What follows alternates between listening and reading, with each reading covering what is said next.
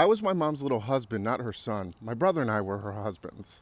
We were meant to take care of her, her feelings, her emotions. She leaned on us, she vented to us. Things we should have never known as children, we knew.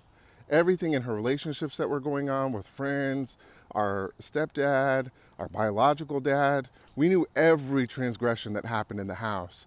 And we always heard our parents arguing, and they would argue in front of us or in the house, but behind a closed door. So we really never ever felt safe emotionally or supported. And that was the frustrating part. And that's where I feel like my childhood was robbed from me. And that's what led to no contact. And a lot of what I'm trying to unpack is still to this day, my mom leaned on us so much for emotional support that it's very hard for me to hear people's, it's almost compassion fatigue, right? I spent my whole life taking care of my mom. Once we started driving, we would take her to doctor's appointments. She was in and out of the hospital because I think of anxiety and trauma, but she just never faced it.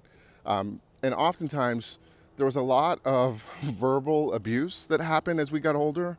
My mom would sleep 15, 20 hours a day, and she would come out randomly and yell at all of us, my brother, my dad, and myself, that the house wasn't clean or something crazy was going on, and then she would just go back to sleep. She was like in a daze, which I totally have compassion for because obviously she was struggling mentally.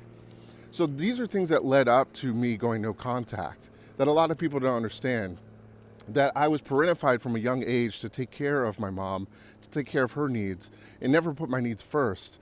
So as I got older, the verbal abuse continued on. I was always responsible for taking care of her, or if I didn't really react the way that she wanted me to, it was being yelled at. I remember going to therapy one time with her, and the goal for us to go to therapy with my brother and I was for her to have the therapist tell us how disrespectful we were and everything else.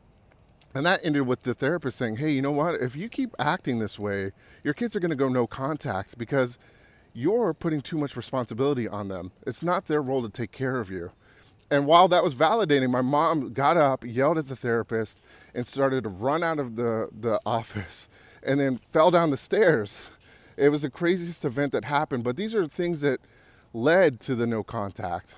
There were decades of this going on. We were put into roles that we should have never been put in. And I know a lot of you guys are in those roles as well. So I want you to know, if you were put in those roles, it was never fair. And I know you have to climb out of this, but you can climb out of it. And you've got this. I hope that you're healing and you're finding your way. I love you.